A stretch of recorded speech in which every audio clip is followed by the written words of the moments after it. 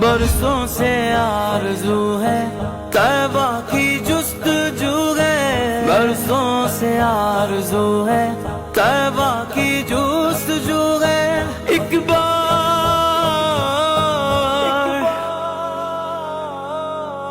बार ही दिखा दे, एक बार ही दिखा दे दोनों जहां के मालिक।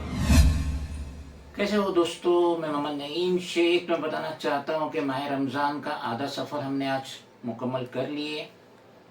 16 मार्च संडे 2025 और आज मुंबई में 15वां रोज़ा है। तो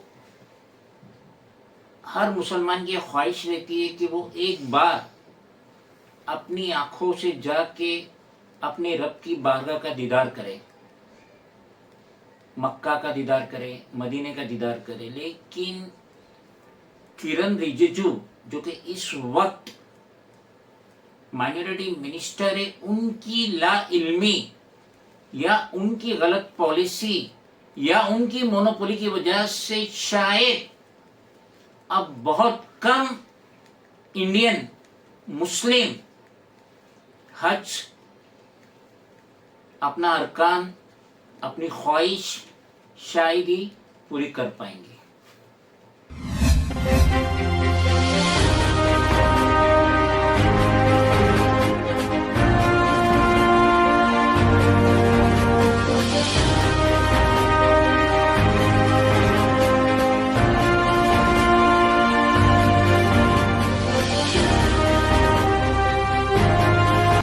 किरण रिजिजू जो इस वक्त माइनॉरिटी अफेयर्स मिनिस्टर है और इसी साल 2025 का उन्होंने एग्रीमेंट साइन करे जिद्दा में विद सऊदी अरबियाज मिनिस्टर फॉर हज एंड उमरा डॉक्टर तौफीक बिन फौजान अल रबिया, जिसके तहत हिंदुस्तानियों को 1,75,025 का कोटा मिला है हज करने के लिए।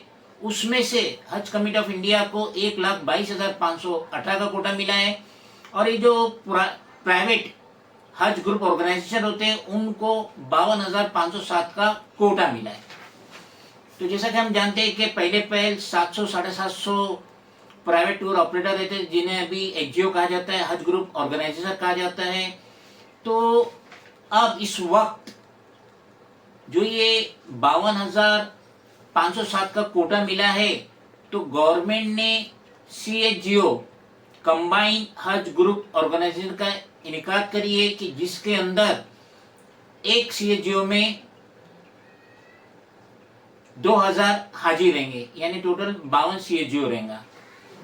पहले थे 700-750 तो हाजी को वैरायटी थी, अगर ये टूर ऑपरेटर नहीं जम रहा है तो उधर जाओ उधर जाओ उधर जाओ, जिसकी सर्विस अच्छी है, जिसके चार्जेस कम है, जिसका नाम बड़ा है, जिस जो भी ख्वाहिश थी, जैसे भी हाजी जाना चाहता था तो 700-750 तो लिखना। अब वो हो गया है 26, खाली 26 CHGO है, कंबाइंड हज ग्रुप ऑर्गेनाइजर है, जिसके अंदर एक CHGO में 2,000 हाजी रहते, तो यानी 52,000 इधर सिमट जाते। लेकिन गवर्नमेंट की रॉन्ग पॉलिसी कहिए या ला इल्मी कहिए या मोनोपोली कहिए, जो चॉइस थी 700-750 के हाजियों को, अब वो सीमित हो गई 26 और उस पे भी इस वक्त 153 HGO हज ग्रुप ऑर्गेनाइजर ये बाहर हो चुके हैं और इनके जो हाजी है 9,300, उनको भले ही गवर्नमेंट की तरफ से कोटा मिल गया लेकिन उन्होंने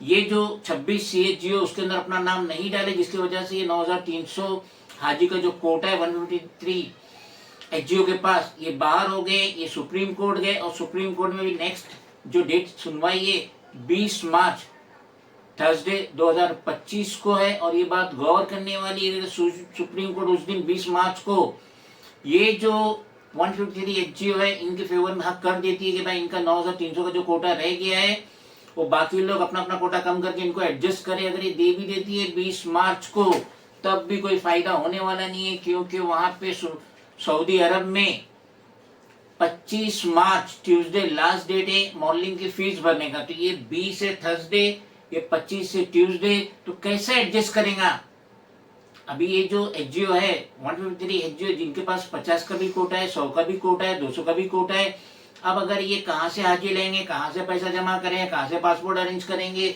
with in a period of 5 days, 20 मार्च 25 मार्च, उसमें फ्राइडे भी आ रहा है जो कि बंद रहता है, सऊदी में छुट्टी रहती है, तो किस तरीके से परेशानी होंगी। ये जो 153 एचजीओ है जिनको कोटा मिला है, उसके बावजूद भी ये बाहर है। 9300 हाजी का इनका जो कोटा मिला ये बाहर है। और 2013 से लेकर 2024 तक गवर्नमेंट ऑफ इंडिया जो है मैनेटरी अफेयर है, ये मैक्सिमम 130 से 150 का कोटा देती थी कोई भी एचजीओ को, कोई भी एचजीओ को 130 150 का कोटा दी। लेकिन इस बार किरण रिजिजू ने ना जाने इतना दिल फराग किए और 250 का कोटा दे दिए, एचजीओ को 250 का कोटा दे दिए। तो ये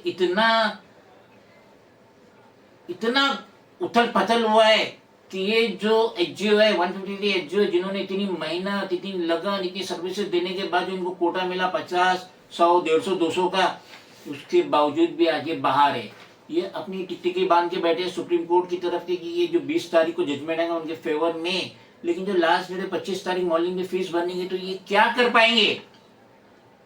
इतना बड़ा अमाउंट इतने हाजियों का कहाँ से अरेंजमेंट कर पाएंगे? टिकटिंग का, उनके रहने का, होटल का कहाँ से कर पाएंगे? और दूसरी बात जो है 18 अप्रैल को जो वीजा है हाजियों का वो इश्यू हो जाएगा। यानी टाइम फ्रेम देखिए कितना कम टाइम फ्रेम में। अगर मोहम्मद बिन सलमान अगर ये डेट नहीं बढ़ाते, 25 मार्च की डेट नहीं बढ़ाते हैं, तो ये 153 जो एचजीओ है, हज ग्रुप ऑर्गेनाइजर है, ये तो बाहर ही हो जाएंगे। इनके 9300 जो हाजी है वो भी बाहर हो जाएंगे। और जो प्राइस रहती है हज की 6,25,000 से लेकर 11,25,000 के बीच की प्राइस रहती है एक हाजी की, ये एचजीओ की, प्राइवेट टूर ऑपरेटर की। लेकिन हम देख रहे हैं कि बकला टूर्स एंड ट्रैवल जो मुंबई इमामबाड़ा में है वो इस वक्त 5 लाख के नीचे चार्ज कर रहा है। अलाव है 625 से 11-25 लाख, लेकिन वो 5 लाख के नीचे आ गया। अल खालिद जो 10 लाख के ऊपर चार्ज करता था अभी वो भी 8 लाख के नीचे आ गया है। इससे साफ जाहिर हो रहा है कि इकोनॉमी हमारे देश की बहुत ही ज्यादा खराब है, फाइनेंशियल कंडीशन बहुत ज्यादा खराब है। ये जो एचजीओ इनको हाजी नहीं मिल रहे, इनका जो कोटा इनको मिला है 50 का, 100 का, 125 का, 150 का, 200 का, ये पूरा नहीं कर पा रहे। यहाँ पे इन्हें 25 मार्च को फीस भरना है, मॉडलिंग की फीस भरना है, 18 अप्रैल को वीजा इंडॉक्स हो जाएगा हाजियों का। लेकिन सब अफरा तफरी का माहौल है। जो पुराना सिस्टम था बहुत अच्छा था, मुख्तार अब्बास नकवी के टाइम तक जो सिस्टम था बहुत अच्छा था, स्मृति ईरानी टाइम तक भी अच्छा था। लेकिन ये किरण रिजिजू ने आके ना जाने अपना कौन सा दिमाग लगाया, ये जो मोनोपोली लाया या जो ये धांधली हुई है, इस तरीके से जो 750 750 जो एचजीओ थे जिन्हें प्राइवेट टूर ऑपरेटर कहा जाता था, इसमें से 153 इस वक्त बहुत ही ज्यादा परेशान है। उनका पूरा साल बर्बाद हो जाएगा। उनको वीजा मिल चुका है, कोटा मिल चुका है 50, 100, 125, 150, 200 हाजियों का, लेकिन वो नहीं जा सकते क्योंकि उनका नाम सीएचजीओ में कंबाइंड हज ग्रुप ऑर्गेनाइजर में नहीं आया। जो ये 26 सीएचजीओ उसमें उनका नाम नहीं आया, जिसकी वजह से वो बाहर हो गए। उनके 9,300 हाजी भी नहीं जा पाएंगे। और ये 153 जो है एचजीओ, इनका तो यानी कि एक साल पूरा बर्बाद हो जाएगा। देख लीजिए कितनी धांधली हो रही है, इम्प्रॉपर नॉलेज या मोनोपोली, जिसकी वजह से ये एचजीओ इस वक्त बहुत ही ज्यादा परेशान है। सुप्रीम कोर्ट का अगर जजमेंट इनके फेवर में 20 मार्च को आ भी जाता है और अगर सऊदी की डेट नहीं बढ़ती है, 25 मार्च से नहीं बढ़ती, तो ये समझ लीजिए कि इनका बहुत बुरा हाल होने वाला है। और ये सब सारे करतूत ज्यादातर मुमकिन है कि जो बड़े एचजीओ है उन्होंने ही किए होंगे। उनको ऐसा है कि छोटी मछली चाहिए नहीं तालाब में, हम बड़ी मछली ही रहेंगे, हम ही सब सर्विस देंगे, हमें ही सब पैसा कमाना है, दूसरे कोई चाहिए ही नहीं। ये जो छोटे 50, 75, 100, 125, 200 के जो ये एचजीओ ये चाहिए नहीं मार्केट में। ये अपनी मोनोपोली लाना चाहते ताकि आने वाले दौर में बहुत ही ज्यादा चार्जेस करे। अलबत्ता इसके अलावा मैं रिक्वेस्ट करूंगा इंडियन मुस्लिम से कि अपने मुल्क के लिए दुआ कीजिए, क्योंकि यकीन मानिए इस वक्त फाइनेंशियल कंडीशन देश की बहुत ही ज्यादा खराब है। अगर क्रूड ऑयल जो आज 70-80 यूएस डॉलर पे अगर ये बढ़ के 125-150 हो गया तो यूं समझिए कि हिंदुस्तान को श्रीलंका बनने में टाइम नहीं लगेगा, क्योंकि इस वक्त हमारे पास डॉक्टर मनमोहन जैसे प्राइम मिनिस्टर नहीं है। खुदा हाफिज।